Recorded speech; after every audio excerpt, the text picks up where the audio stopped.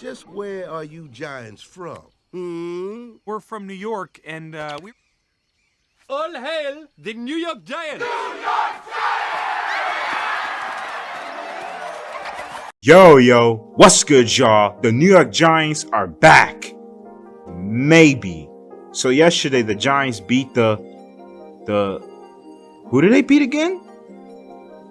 Wait, they beat the Philadelphia Eagles?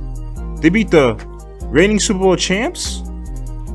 They beat the team with all the devil magic? He beat what's supposed to be one of the best defenses in the league? They beat the Tush Push Merchants? You know what this means? Cue the anthem!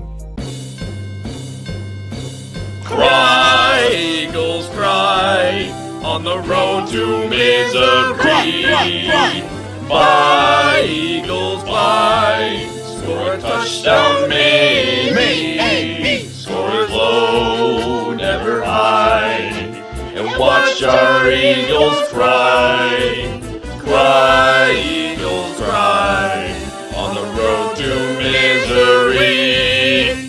Honestly, y'all, as a Giants fan, I am just as dumbfounded as all of y'all. Not gonna lie, after that performance against the Saints, where the Giants turned the ball over like 5 times against one of the worst teams in the NFL, and the secondary made Timu Patrick Mahomes actually look like Patrick Mahomes, I was completely out on the Giants for the rest of the year because I wasn't gonna let this team give me high blood pressure every single week.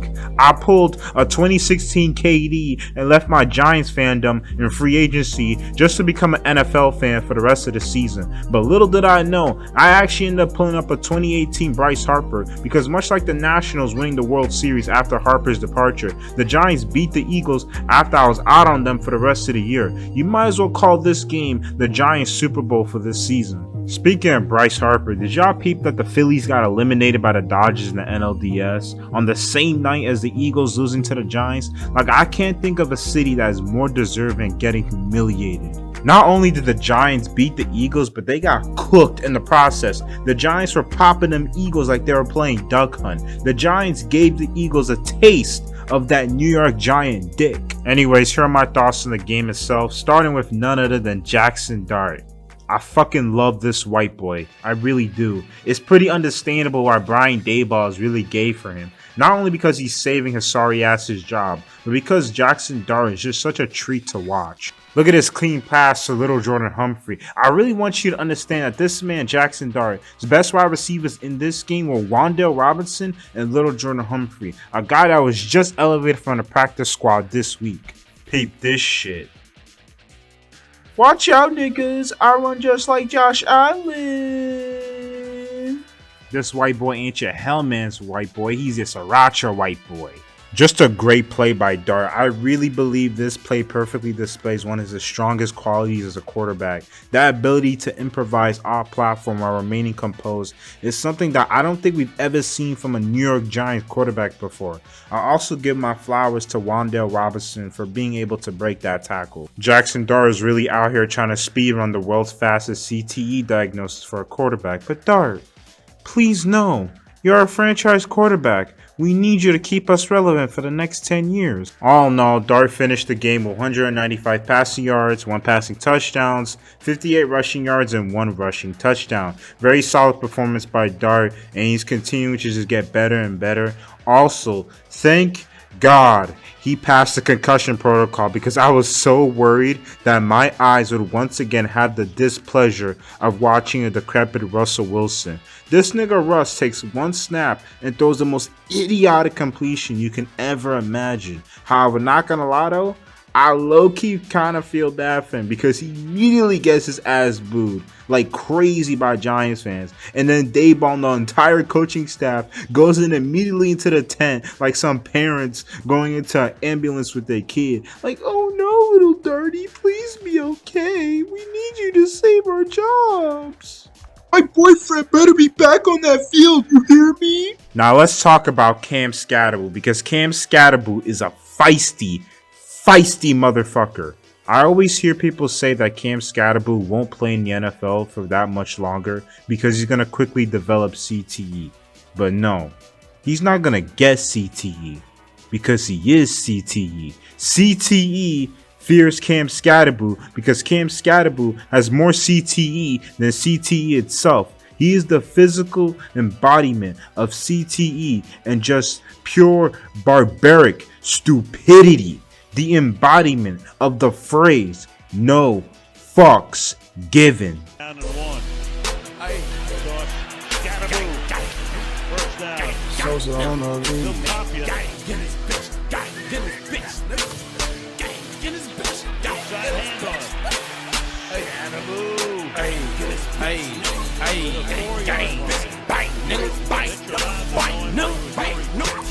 Inside handoff.